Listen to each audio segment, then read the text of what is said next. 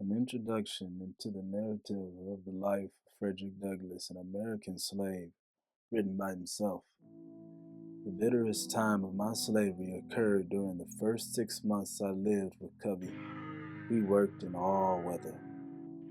It was never too hot or too cold. It could never rain, blow, hail, or snow too hard for us to work in the fields. The longest days were too short for Cubby, and the shortest nights too long for him. I was somewhat unmanageable when I first went there, but a few months of this discipline tamed me. Covey succeeded in breaking me. I was broken in body, soul, and spirit. My natural resilience was crushed. My intellect weakened. My desire to read vanished. The chill for spark in my eye died away. The dark night of slavery closed in upon me, and I was transformed from a man to a brute. A background note about the book. Slavery has existed in many parts of the world since ancient times, but in the American colonies, the enslavement of Africans began in the 1600s. Many of America's founding fathers, including Thomas Jefferson and George Washington, were slave owners. Although both men came to believe that slavery was morally wrong, slavery flourished in the southern states, where large cotton and tobacco farms required the labor of many workers. During the American Revolution, 1775 through 1783, many Americans began to turn against slavery, believing it violated the Constitution's promise that all men are created equal. As the 1800s began, Northern abolitionists were starting a crusade to end slavery, while Southerners insisted on their right to continue their traditional way of life, which included owning slaves. By the time Frederick Douglass was born, probably in February 1817, slaves made up about a third of the South's population. Most were field hands, working to raise and harvest crops. Some were house slaves, working as servants in their owners' homes. They had no protection under the law of the southern states in which they lived. They had no legal right to marry, own property, go to school, vote, testify in court, or earn their freedom. They could be bought and sold like any other piece of property. Rising anger between the northern and southern states over the issue of slavery helped bring about the American Civil War.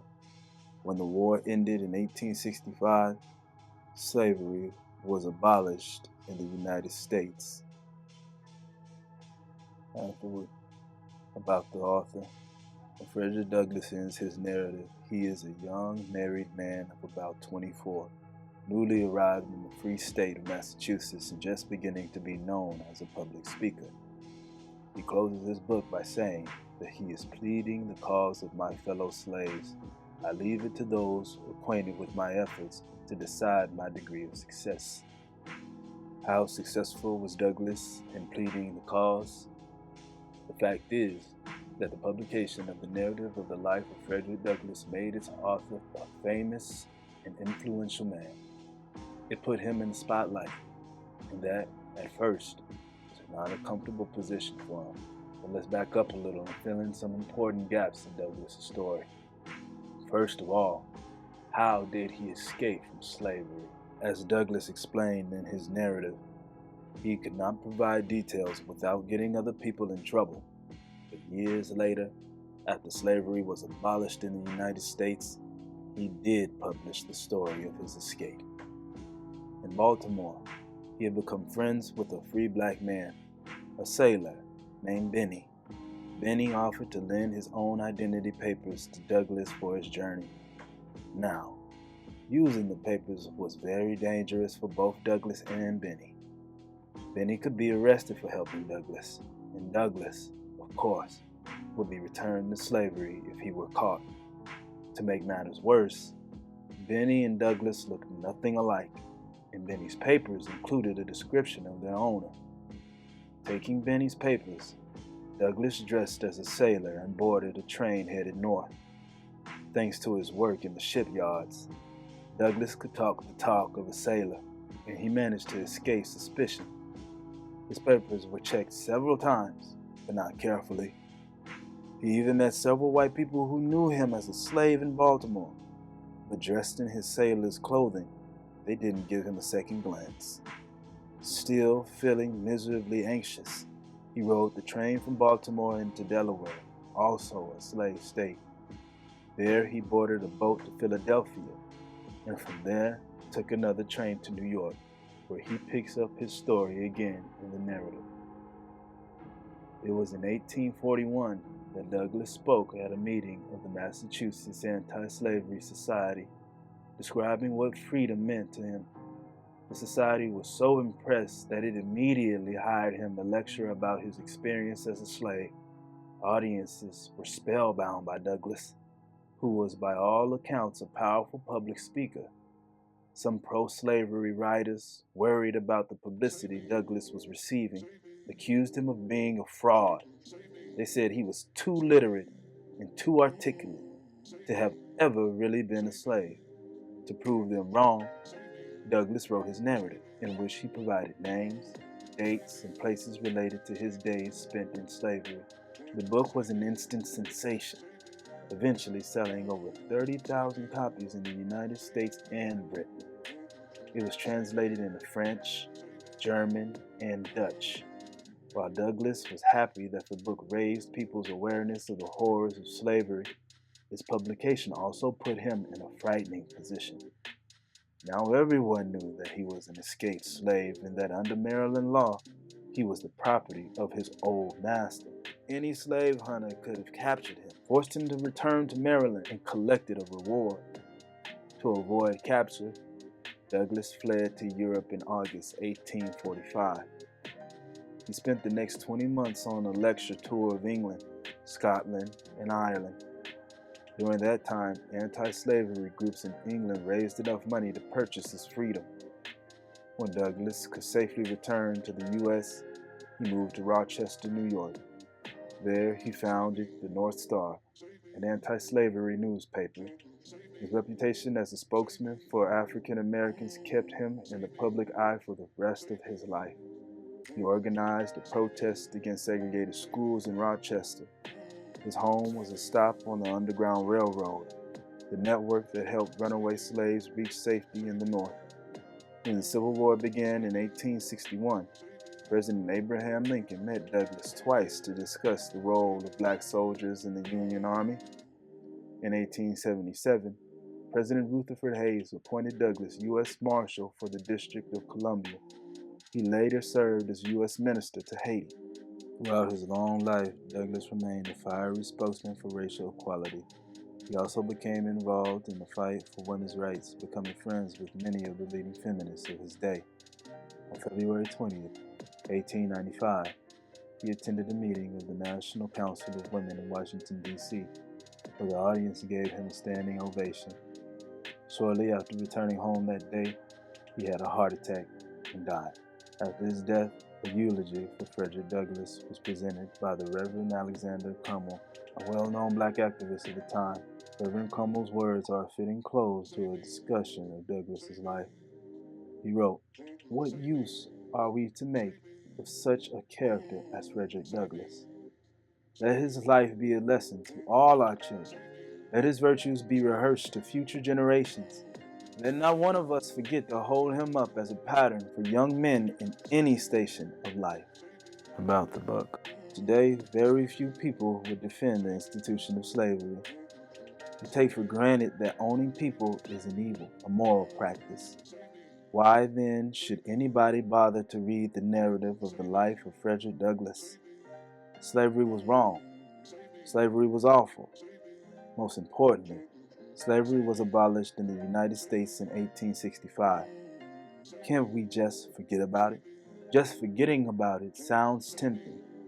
Slavery isn't a pleasant subject to think about. If you're African American yourself, it probably angers you to think that your ancestors may have been held in slavery. If you are white, you may resent feeling blamed for something that happened long before you were born.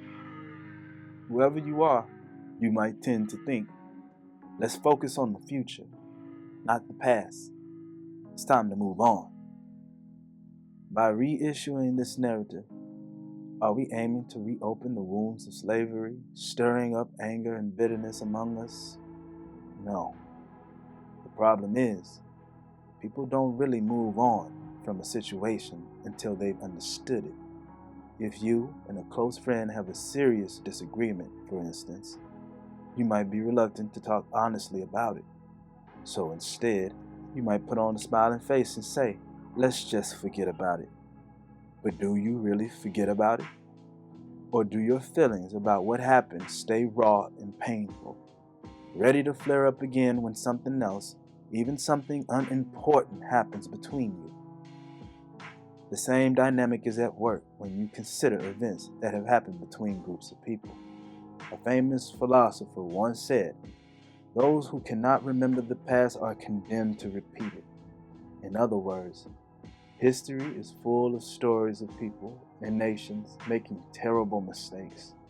We can learn valuable lessons from those mistakes and live more wisely as a result. Or we can ignore the lessons of history, saying, that has nothing to do with me, and run the risk of repeating those terrible errors. What sort of lessons does the narrative of the life of Frederick Douglass offer? First, and most obviously, it helps correct misconceptions we might have about slavery. Most people don't really know much about the day-to-day life of American slaves.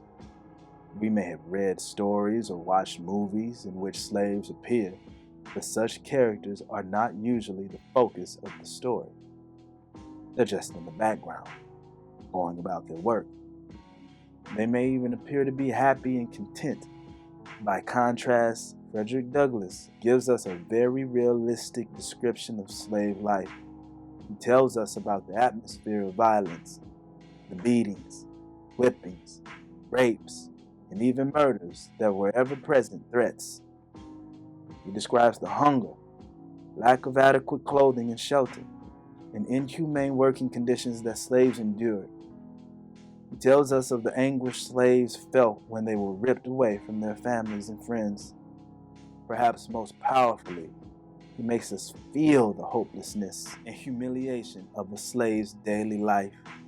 Douglass makes us realize that even if a slave's master was relatively kind, like Mr. Freeland, he was still owned like a stick of furniture. Instead of being able to make his own decisions and plans like a responsible adult, he was forced to live like a dependent child forever.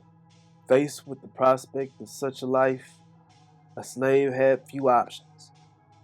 He could sink into passive acceptance, sleepwalking his way through life, or he, like Douglass, could be driven nearly mad with despair, tortured with the thoughts of a freedom that would never be his unless he were willing to risk his life for it. More unexpectedly, Douglass's narrative teaches us about the effects slavery had upon the people who benefited from it. It's easy for the reader today, when thinking about slaveholders, to say, I could never be like that. If I had been born a slave owner, I would have been kind and humane. I would have freed my slaves.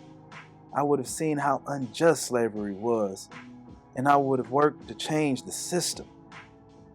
After reading Douglass, that same modern person might question whether that is true. After all, slave owners were not a special breed of cruel, hateful people. They were ordinary men and women who grew up in a society that taught them that slavery was necessary and useful. even that they had a duty to uphold the traditions of slavery. And as Douglass illustrates, that teaching was seductive. It could change even someone like Mrs. Auld, a woman of the kindest heart and feelings, into a demon. She was changed, Douglass explains, by the fatal poison of irresponsible power. In other words, Mrs. Auld was destroyed in a moral sense, and she was given unearned God-like power over another human being. Douglass shows us that such power inevitably has evil consequences. So what do these lessons matter in the 21st century? Slavery has been abolished in the United States, although it still exists in some parts of the world. It's hardly imaginable that it would ever be made legal again. What then does the story of Frederick Douglass have to teach us? It's just this. While slavery is an ugly thing of the past, it existed as long as it did because people could find ways to dehumanize other fellow human beings, to see them as somehow less deserving, less worthwhile, less valuable than themselves. Today, when we read Douglass's narrative, it is clear that we are reading the words of an intelligent, sensitive person of great insight and compassion. It horrifies us to think that this man was treated for many years as a stupid beast of burden, valued only for his ability to do manual labor. But are we so different from Douglass, masters? A look at any day's headlines will show us that while the laws may have changed, human nature has not. We are still filled with the desire to dehumanize people who are somehow different from ourselves, in order to excuse ourselves for treating them badly. Instead of us seeing our common humanity, we focus on our different skin colors, different religions, different levels of education, different dates of arrival in this country, different sexual orientations, or different languages. We reserve our concern and humane treatment for people who are like us. We need the narrative of the life of Frederick Douglass as much today as when it was published in 1845 to remind us of the infinite worth of every human being.